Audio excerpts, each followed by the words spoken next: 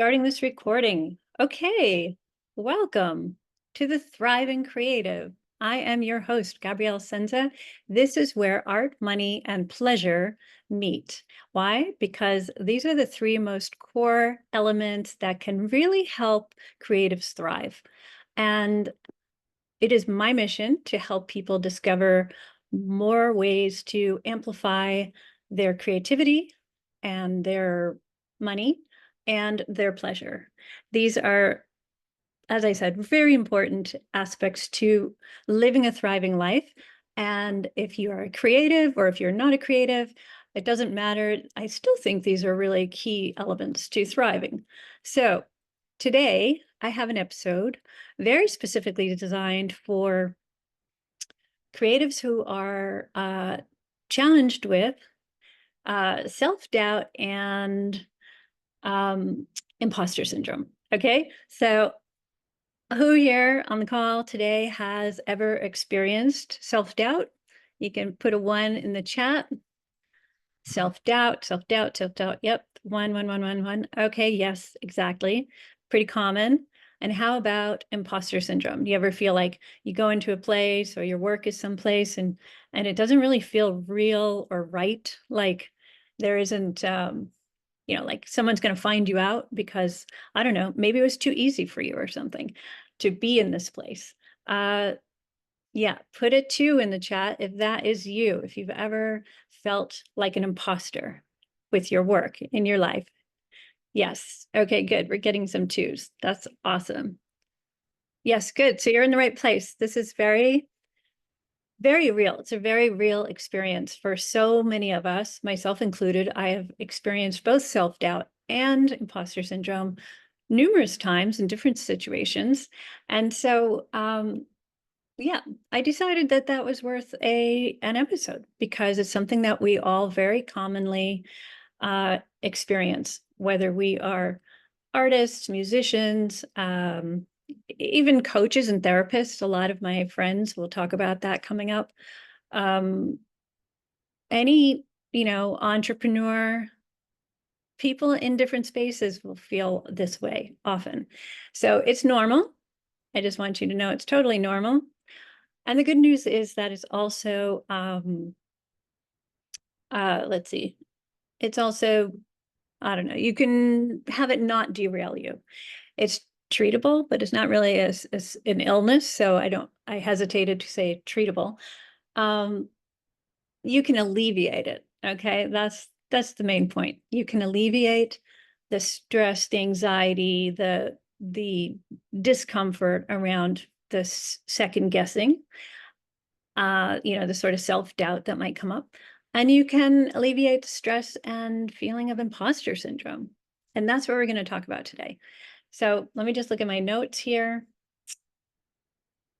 Yeah, so knowing that imposter syndrome is super common, self-doubt is super common. So you can address these things. So by the end of today's episode, you will know how to quiet that inner critic, and you'll have some practical tools for building your confidence. So how is this done? This is really through mindset work for the most part. There are some meridian pieces I love to teach and to share. And actually, for every one of my workshops or live calls and even podcasts, I like to start us off. Now that we're all in the space together, people have come in, they're getting settled, they're arriving from wherever they were, doing whatever they were doing. And now we're getting into this space where we're going to learn something. We're going to maybe have an aha moment. Maybe we'll even have some kind of an experience. So this is what I wanted to invite you to do first. I always like to start with a little bit of pleasure to get going, but mainly to get grounded. So if you will with me, if you're willing, take a moment and just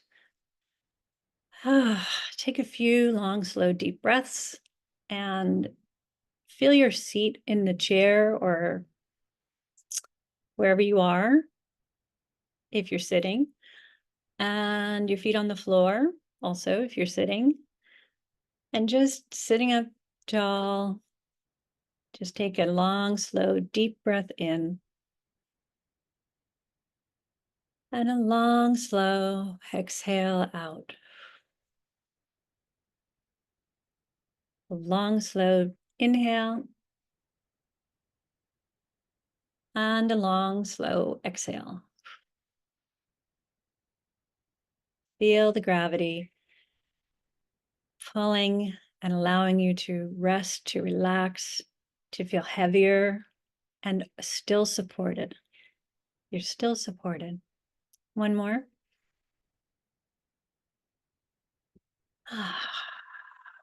Exhale with a sigh. Beautiful.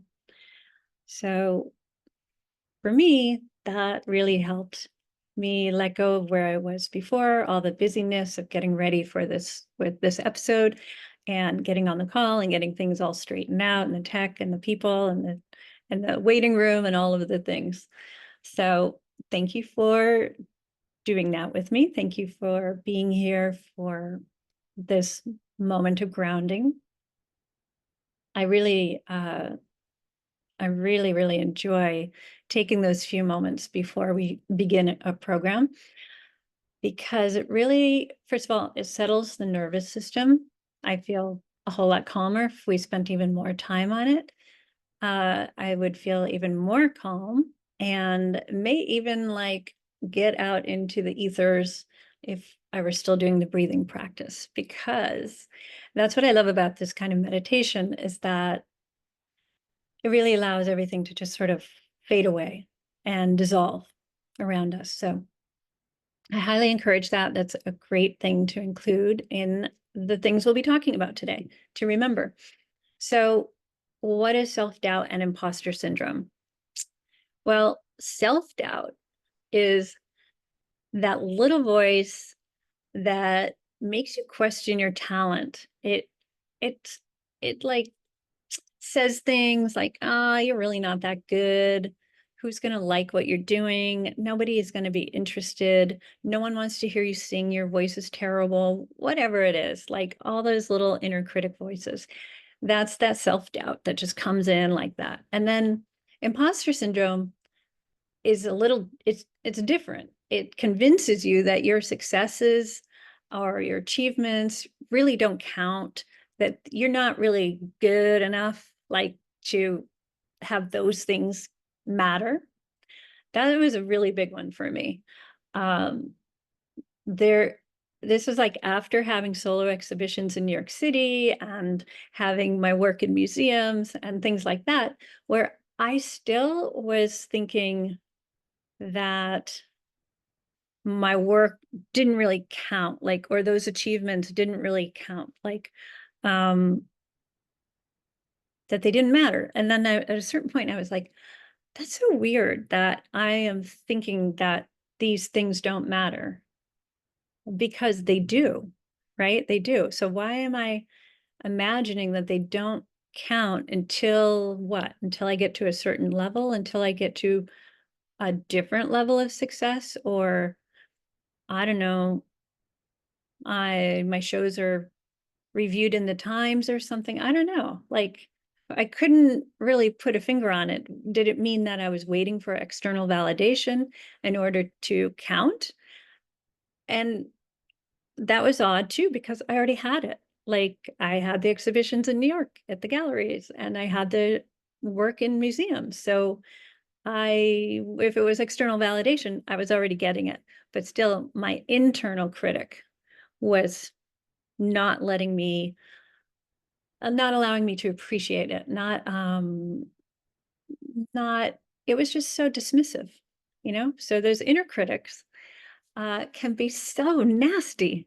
And I have friends who have named their inner critics. Have you? I'm wondering if anyone here has. Oh, yeah. Ooh, there's a funny one. Large Marge. I love that.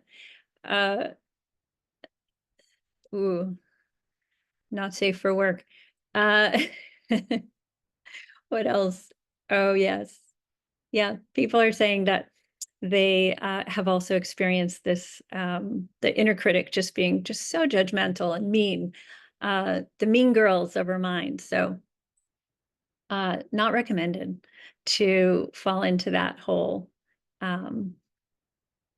trap. However, how do we get into this trap? What are the signs? Well, some of the things I talked about, like, do you feel like you don't belong in this space, or, um, like,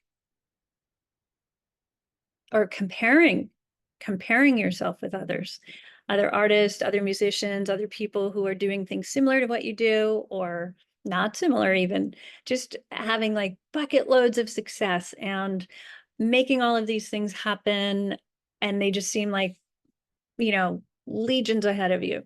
And like, just notice how that feels. Like, comparison, they say it's great. Comparison is the thief of joy. And boy, is that true, right? Like, if you get into the moment, even if you go back to what we were doing with our very, very short meditation or grounding, I don't know. I don't know about you, but there have been times when even doing an exercise like that, I think, am I doing it right? Could I be better? Is that person doing it? Are they judging me? Is that person, all these different things that are so really unimportant, actually, when you think about it. Because what's important is your own personal experience. It's your own personal experience. How does it feel within you?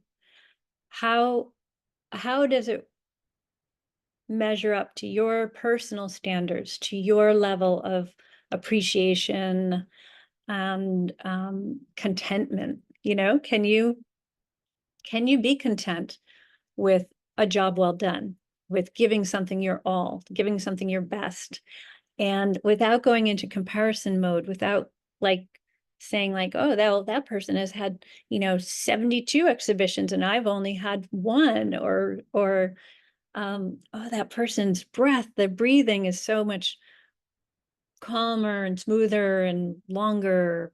Does that mean I'm doing it wrong? Right? It's like all these little voices that can happen in our heads. And they're not fun at all, are they? Right? They're, yeah, they're no fun. Yes, I'm reading the chat. Yeah, thank you for that. It's so true. Someone saying that, sometimes they just want to like bar the door and not let the critics in, the critic from like having a say. But here's the thing. The the first number one strategy for kind of dealing with this is really just acknowledging that it's happening, first of all.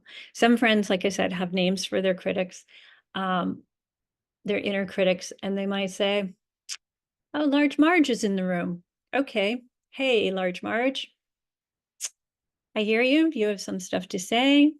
And there's the door. There, thank you for your contribution. I appreciate what you have to say, but I've got this right now. I'm good. So Large Marge, the inner critic, can move aside, and then give yourself a refocus, allow yourself to refocus. Like, what are you working on? What are you really excited about here? So just checking my notes here, making sure we are doing what I'm here to do. So why is it important? Why are we even talking about it? Mainly, it's because self-doubt and imposter syndrome really, I'm sure you've experienced this is why you're probably here, right? What are the impacts that has on your work or on your well-being? Let's take it in two pieces. How does that impact your body and how your body feels? In the chat, I'm seeing crappy, sad, slow, lethargic. I just want to give up. Yeah, it has a pretty serious impact. It's negative impact. Yeah. And then um, when you start to second guess yourself, what are some of the things that happen? Yeah, it's hard to move forward. You have lots of stops and starts, and you want to throw up your hands. Yeah, exactly. And just be like, I'm done. I can't do this. I'm not doing it. So, yeah, the serious impacts are pretty significant. It can just stop you in your tracks. You don't want to move forward. You second guess everything you do, and it just seems hopeless and fruitless, and like, why even try? And does this resonate with a lot of people? Yeah, I see a lot of people nodding their heads on my call today. Okay, cool. And yeah, I know it's so terrible. It's such a terrible, terrible feeling. I have it still. It still happens to me frequently. So these tools I will share with you today are tools that I use, and they help shift the mood, they shift the focus, they shift the energy around the um the conflict I'm having with my inner critic, that's bringing in all this self-doubt. So let's see. So the first thing, yeah. So when you're trapped in self-doubt, it's hard to get into the creative flow, right? Get booted right out of creative flow. I get booted right out of my productivity, my list of things I had planned to do. And yeah, everything just feels really forced or blocked or hopeless or anything like that, right? You can relate? Yeah. Okay. Yes, I see a lot of nodding heads here. Thank you for relating to that. I appreciate that.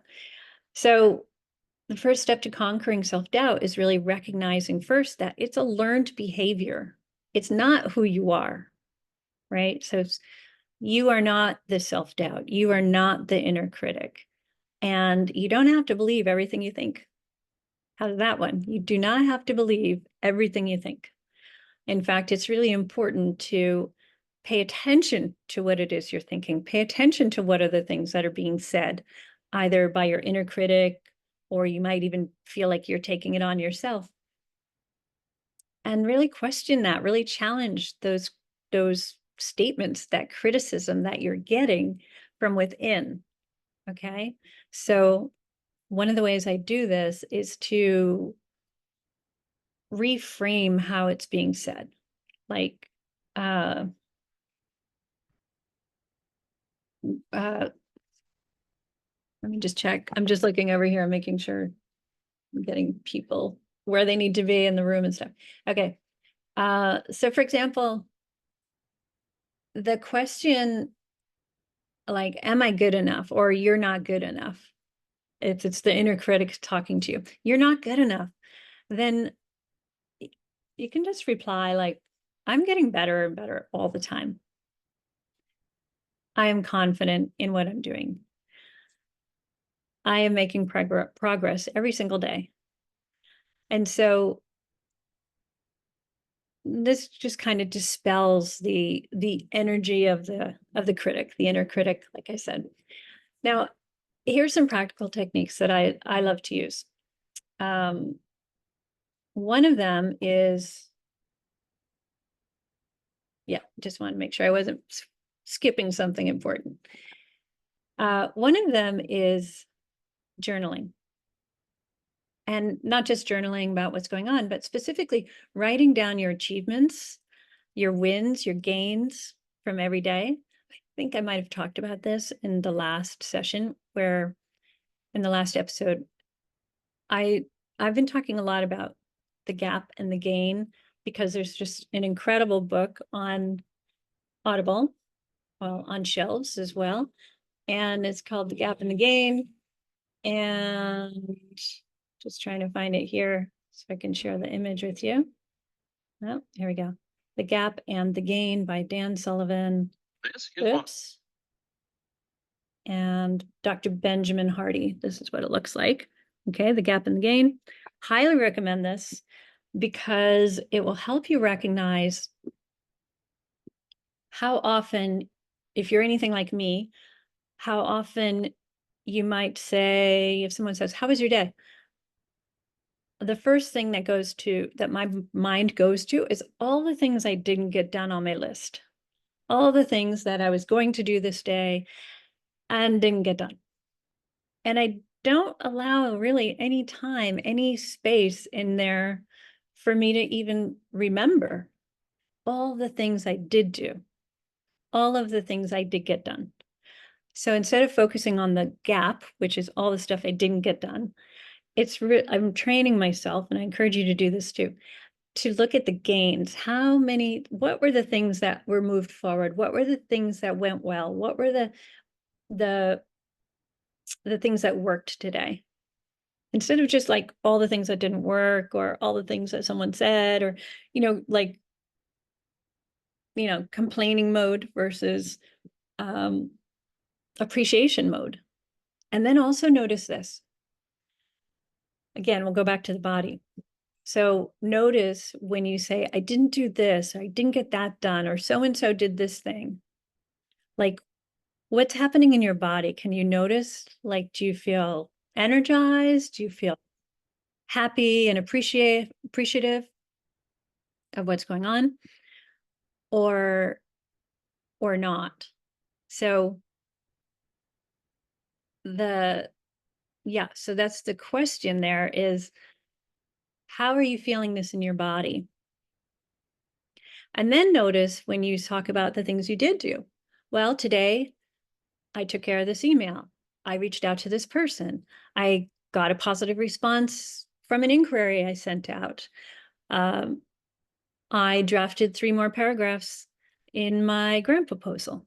There are all these different pieces. Like, notice how that feels in your body, right? It's different. It's a different kind of sensation. So I also recommend, let's see, I already did that one, writing down your achievements and reminding yourself of the hard work you've put in. And so writing these things down, keeping a gratitude journal or a gains journal or a wins journal. And it doesn't even have to be a whole journal. I often just have it be a section of my journal, my notebook that I use for work, for my studio work. And so I'll often jot down like all the things I did do, even if they weren't on my to-do list. It's like, what are the things I did do that, again, for whatever reason, my brain thought didn't count enough to be on the list. So write down your achievements. And another thing you can do that I highly recommend is affirmations.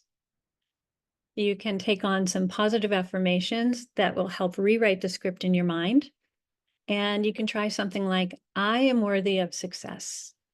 I create value. I am worthy of success, and my work is valuable. I am worthy of success, and my work brings joy into the world, or beauty into the world, right? So, oh yes, we have a visitor. Hang on. So then another key piece, a practical thing that you can do is surround yourself with supportive people. Surround yourself with supportive community members. It's so important, especially as creatives, to have somebody who believes in your work, somebody who gets what you're up to. They understand the struggles that you've been through. So this is really helpful. I found incredibly helpful just to be with people that get what I'm up to and believe in my work, believe in what it is I'm creating in the world. And they're appreciating it, right? And they might even help share it with other people. The point is that having positive people around is so, so helpful. So helpful. So there was another piece that I wanted to make sure I mentioned. Okay, no, I did that. Acknowledge your feelings, those feelings without judgment. So when the inner critic shows up, you don't have to, be critical of the inner critic or of yourself. or allowing the inner critic to have some time and some airtime. You can just acknowledge like, oh, the inner critic has shown up. Oh, I'm feeling uncomfortable here. Oh, I'm feeling like an imposter right now. Oh, I'm having some second guessing, some self-doubts about what I'm doing right now. And this wasn't on my list, but one of the things I find really helpful is to like go outside, get outside, or go do some movement of some kind. It can be a quick dance party. I'm always an advocate for dance parties, 5-minute dance break, let's go. And that'll always change the energy. If you don't like to dance, you could just go for a quick walk around the block, or you could do some jumping jacks, just something to like move the energy in the body and to just I don't know, just kind of usher that critic away. So then let's see, I mentioned the reframing the negative thoughts. Yeah, if it says you're not good enough, just try flipping the script to I'm still learning and I'm growing every day. True statement, right? So your inner critic really doesn't have anything more to argue with. So that's a really good one too. That the third one was keep a wins journal. Like I said, write down every creative win or every gain that you had in your day, positive thing, however you want to put it. Some people like to do it as a gratitude journal, which I have as a separate practice myself. And then others like to just like write down the things. So it's right there, kind of, what the things are that did go well today. I think somebody else had like a jar where they would write it on a little piece of paper and they would drop it into the jar. And then they could see like it would accumulate how many good things were happening in their lives. So, which is really a beautiful, I want to say trick for the mind, but it's not really a trick. It's a real validation, actually. So imagine if you have like a clear glass jar and every time you have like something positive happen, like, oh, I got a phone call from so-and-so, or, oh, I had an invitation from this, or, oh, I just got a really beautiful appreciation letter for something I did. Then you just write it on a little piece of paper and you pop it in the jar. And that jar will little by little start filling up. So then you really couldn't get away with saying like, nothing good ever happens for me, right? Like the evidence is right there in the jar or in your journal. So, or on your phone, however you choose to do it. So yeah, really good approach. So let's see, what else do I want to make sure I cover today? Yeah, well, why do these feelings even appear? These feelings of self-doubt, imposter syndrome. A lot of it is, societal expectations or what we think that is expected of us, like for us to be at a certain way of presenting ourselves or of speaking or of writing or painting or whatever it is we're doing. And allowing the, how do I want to say that?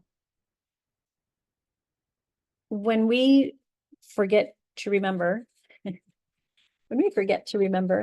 that there are so many different ways of doing anything, any one thing. And so our way is going to be different than someone else's way. My way is going to be different from yours.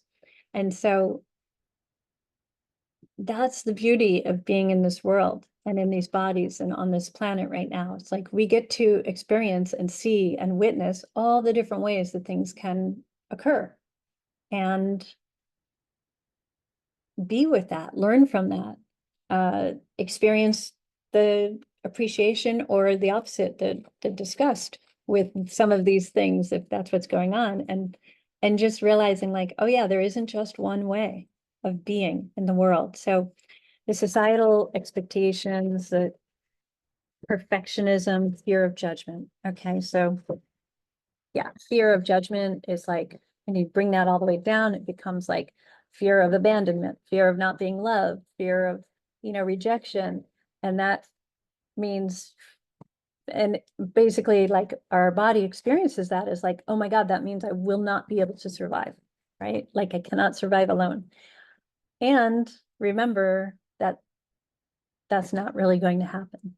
Like you are not going to die. You are not going to be abandoned. You are not going to be rejected. Although I will say about rejection, which I think will be a whole separate episode.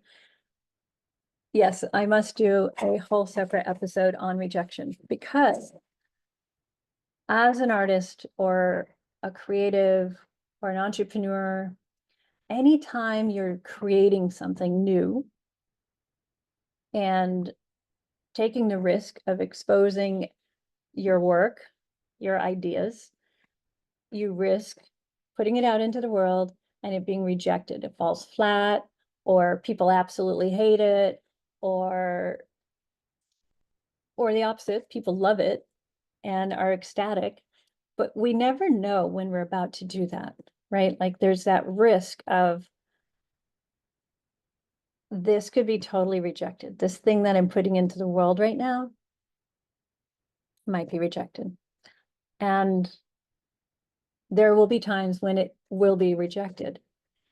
And for artists who are submitting artwork or writers who are submitting articles or book proposals or anything like that, 9 times out of 10, they will be rejected. And that doesn't mean it isn't good.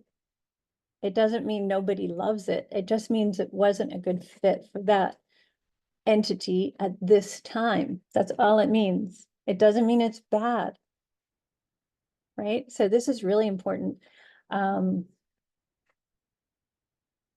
Yeah, that deserves a whole separate episode because there's a lot around rejection, and I have experienced tons of rejection, tons of proposals that were not taken on, tons of grant proposals that weren't funded, some exhibition proposals that were not accepted, and yeah, so on and so forth. There are many. So let's see, what were the other things I wanted to make sure I wanted to cover? Well, so just to follow up on that particular thing, this is reminding me, yeah, imposter syndrome can lead to playing it safe and to not pursuing new opportunities, right? So fear of rejection can mean that imposter syndrome can, hold us back, the self-doubt, all of these things. So we have to be fearless. We have to be courageous and remember that a rejection doesn't mean anything fatal. It's not fatal. We are artists, we're creatives, we take chances, we take risks every single time we pick up a pencil or a brush or an instrument or whatever it is. We are taking risks. We are risk takers. That's what helps define us as artists. We create things from nothing, and that is a superpower. Not everybody has that, or not everybody is willing to take the risks to find out and to develop the skills to do it, because we don't get it right the first time. We don't get it right the 10th time. It could take hundreds of times before we are getting it right, and that right just means what's right for us, what feels congruent with what it is we want to create and how the messaging we're putting in there, and then where it lands in the world, right? And then sometimes we put the work out there and we have no more control over it. It just has a life of its own. And so that too takes courage and a certain amount of like holding our breath, like, how will this be received? And we have no idea. And we have no control over that. So all we can do is put our best effort in and give it our best and send it into the world with love. There's not much more we can do about it at that point. So let's see, I wanted to make sure we covered all those things. Yes. Yep. So don't let self-doubt and imposter syndrome hold you back and keep you from taking risks or trying new things, because sometimes those risks and trying new things are the way we discover the next thing that we want to do, or some other way of doing a thing we already do. So that's really exciting to me. I hope it's exciting to you. Let's see. The next thing I wanted to make sure I talk about is, speaking of community, having supportive community members around you is, as I said before, really, really key. And I might have mentioned this in the last episode as well. Like when you have somebody else that gets you, and someone who is willing to uh, help hold you accountable if that's what you want, like to show up for your work and to make even the tiniest progress forward on the thing that you want to do, then that provides like so much juice, so much energy. So I recently just opened the doors to the Create Collective, a membership community that I've been dreaming about creating for many, many, many years now. And it's called the Create Collective, and it's a place where we have a supportive environment. We have daily weekday morning calls to hold each other accountable. Show up for 2 hours. We work during those 2 hours. We check in at the beginning. We close out, check in at the end, and say, this is what I managed to get done. We celebrate all the small wins and the big wins. And yep. And then we also have a coaching call on Thursdays, which follows the morning call. So that's like at 11 to 12 Eastern time on Thursdays. And that's like when somebody has like a question they want to ask and get some feedback on, they can ask it. They can ask to get some coaching from me if they want to, or they could ask for feedback from the group. So that happens on Thursdays. Then there is a monthly gathering that we do, which is more like an in-depth presentation or workshop, some kind of engagement where we can come together and go more deeply into something. And then what else do we have? We have quarterly salons where we get to share what it is we've been working on for the quarter. So that's going to be super fun. And yeah, so these are the things that the Create community, the Create Collective offers. There also, there's my book in there, The Artist Guide to Financial Freedom. There's a roadmap in there, which shows the 6 steps for financial freedom for artists, for anybody really. What else is in there? Oh, and Thursday, I am doing a training on 3 fun ways to use ChatGPT to help fund your art projects, your art, your creativity, you might have a project that you want to get funded. So I will be covering 3 ways that I love to use ChatGPT to help with funding projects. So because a lot of my projects are funding based rather than sales based. So that means I often have to raise the money myself in order to do the project. So I'm really excited about that. Members, that's free for members of the collective. So if you get in by midnight tonight, Tuesday, September 10th, then you will be in the collective. The collective only costs $47 a month right now. This is the beta testing phase, and the price will be significantly more later because there's so much time that we're actually able to be together.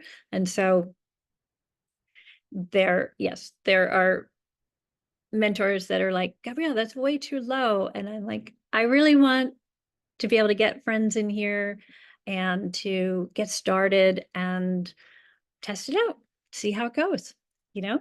So yes, it's true. It wouldn't be sustainable if I just kept it at $47 a month forever. So anyone who joins in this early phase will be grandfathered in, and they'll get to keep their entry level price, the early bird beta pricing. So I definitely encourage you to jump in. You can quit anytime. You know, if you decided it just isn't working for you, you're not coming to any of the sessions or watching the replays, then you can just stop your membership. Doesn't mean you'd be able to jump back in at the same price, because depending on if you come back later, it's probably going to be a different price. But the important thing is that it works for you, right? That if you could benefit by having a place, a meeting place, a virtual place to of people that are very supportive and creative and kind and encouraging, then you are so welcome in this space. This is for you. And if you want to create that on your own, I definitely recommend it. It's very good to have somebody else to help holding each other accountable. It's really amazing. It's made a huge difference in my life. So those are the things I wanted to tell you about the Create Collective, the what's inside the collective, and the workshop that I'm doing on September 12th. That will be available as a separate course later within the collective. And then publicly, I will probably do the training again, but that will be, I think, $297 or something like that for that workshop, because it's a lot of really good, juicy stuff, including really excellent prompts and how to, really make the most of the help that ChatGPT can give you to help fund your art. So let's do it. It's so exciting. So what else did I want to say? Let's just see if there are any questions in here. Yeah, if you have any questions, you can drop them in the chat. Oh, I forgot to be looking at the Facebook to see if there's anything coming through there. Or, yeah, it's on Facebook. So, actually, I don't even know how to check that right now. So, I think when I did it on my other computer, I could see that window as well as this one, but that's not happening today.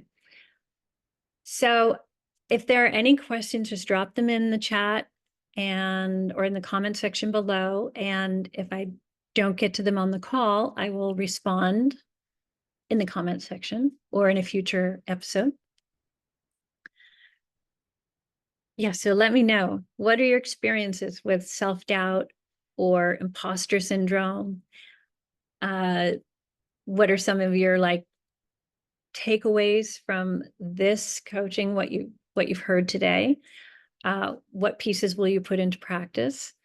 And just remember, it's totally normal. Self-doubt is normal. Imposter syndrome is normal to feel. You just don't want it to take over your life. And so I hope the strategies that I shared today were helpful. There are a few others that I like to do as well, but I don't have time to do them today. But if you're interested and you'd like to see an episode on that where I describe some of the other practices that I like to put into place, just let me know. Let me know in the comments. So thank you so much for being here on the Thriving Creative today. This is episode 2, and we were talking about self-doubt and imposter syndrome and mastering mindset. Really, it's mastering mindset. So I really appreciate you being here, and I look forward to seeing you again. Please reach out if you have any questions.